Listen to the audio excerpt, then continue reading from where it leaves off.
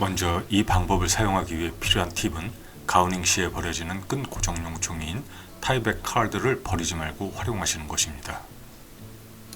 이것으로 밴디징 후의 플라스터 고정 시에 훌륭하게 활용할 수 있습니다. 이를 반창고 탄창, 플라스터 매거진이라 이름했습니다.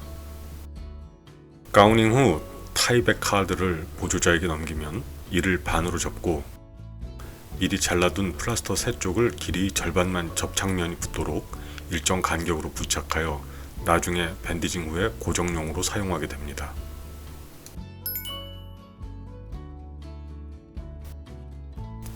다음으로 디지털 라디알 아테리 천자 부위를 압박할 거즈 블록을 준비합니다.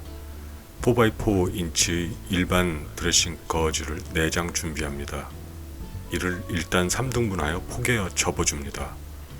이렇게 접힌 거즈 뭉치를 장축 방향으로 절반을 또 접습니다.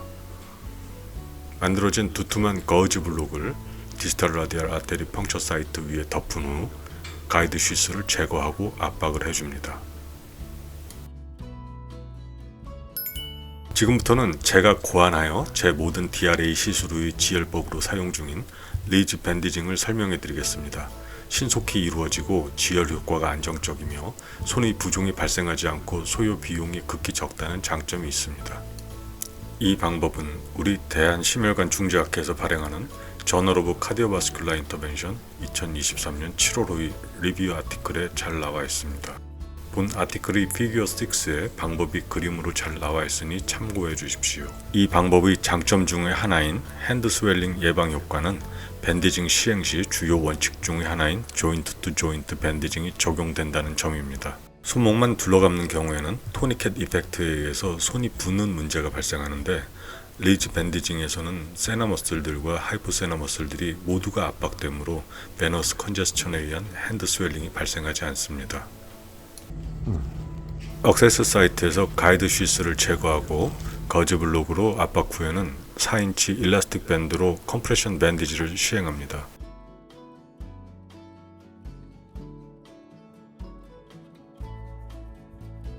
거즈 블록 압박 부위부터 시작하여 엄지쪽 손등에서 손날 쪽 방향으로 일라스틱 밴드를 감아 나갑니다. 이때 일라스틱 밴드의 연장 정도는 50% 정도의 머더리투 하이 컴프레션 밴디지를 적용합니다. 손목 주위를 두세 번 감은 후에는 손바닥에서 엄지와 검지 사이 공간으로 밴드를 돌려서 감아 올리고 거즈 블록을 앵커로 삼아 걸고 돌려서 다시 손날 쪽으로 밴드를 감습니다.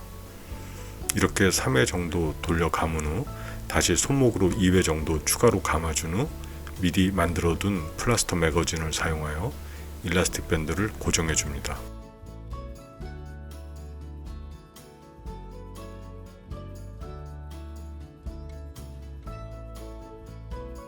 이렇게 하여 펑처 사이트가 고도로 압박되고 나머지 손의 근육 전체가 중등도로 압박되는 효과적인 컴프레션 밴디지가 완성됩니다.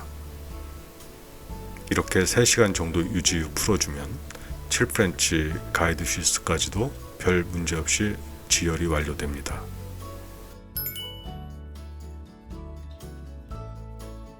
사용된 가이드 쉬스의 굵기가 작아질수록 지혈을 위한 유효한 압박 시간도 짧아지는 차이는 있지만 병동 업무에서 발생할 수 있는 혼동 및 실수를 예방하기 위해 저는 3시간 압박으로 통일하고 있습니다. 감아둔 탄력 붕대를 풀어주고 천자 부위 추절이나 손의 부종 여부를 확인합니다. 손 전체가 골고루 압박되어 손이 붓지 않고 지혈이 원활하게 이루어진 것을 볼 수 있습니다. 천자 부위 오염을 막기 위해 일회용 반창고로 덮어줍니다.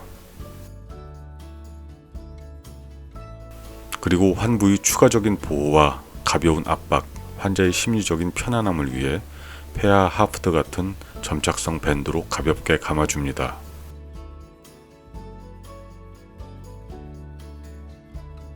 밴드와 반창고 등은 다음날 아침 제거하면 되고 이후의 활동이나 목욕 등에는 제한이 필요 없습니다.